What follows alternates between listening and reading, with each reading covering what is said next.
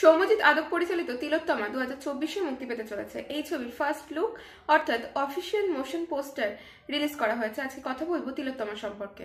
তিলোত্তমা ছবিতে লিড চরিত্রে অভিনয় করতে দেখতে পাওয়া যাবে পরাণ বন্দ্যোপাধ্যায়কে শ্যামাপদ বাবুর ভূমিকায়।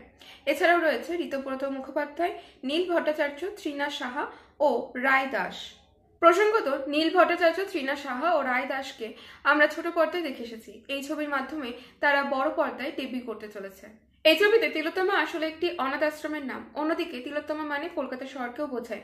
এই ছবির মূল গল্প হচ্ছে কলকাতা শহরে তিলোত্তমাকে কেন্দ্র করে একটি নিঃস্বার্থ ভালোবাসার গল্প, যেখানে সাধারণ মানুষের জীবনের গল্প, অজানা মানুষ থেকে পরিচিত হয়ে ওঠা এবং একে অপরের প্রতি ভরসাযোগ্য হয়ে ওঠার গল্প উপস্থাপনা করা হবে। এখানে প্রতিটা চরিত্রই একে অপরের সাথে জড়িত।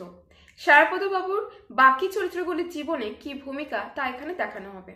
পরাণ বন্দ্যোপাধ্যায় এখানে তিলোত্তমা অর্থাৎ অনাথ আশ্রমের মালিক, যিনি অনাথ শিশুদের একাধারে শিক্ষক এবং অন্যদিকে অভিভাবক।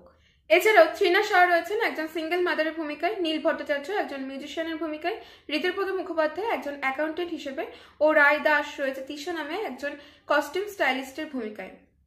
একই সাথে ঋতব্রত মুখোপাধ্যায় এবং রায় দাসকে লিভ ইন পার্টনার অর্থাৎ কাপেল হিসেবে দেখতে পাওয়া যাবে।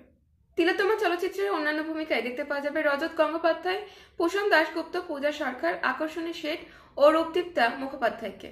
তিলোত্তমা ছবির মুক্তির ডেট এখনো ফাইনাল হয়নি, তবে 2024-এই বড় পর্দায় মুক্তি পাবে। আজকের ভিডিওটি এই পর্যন্ত। ভিডিওটি ভালো লেগে থাকলে অবশ্যই লাইক এবং বন্ধুদের সাথে শেয়ার করতে ভুলবেন না। চ্যানেল নতুন হয়ে থাকলে সাবস্ক্রাইব করে রাখবেন। দেখা হচ্ছে পরবর্তী ভিডিওতে। ভালো থাকুন, অসংখ্য ধন্যবাদ।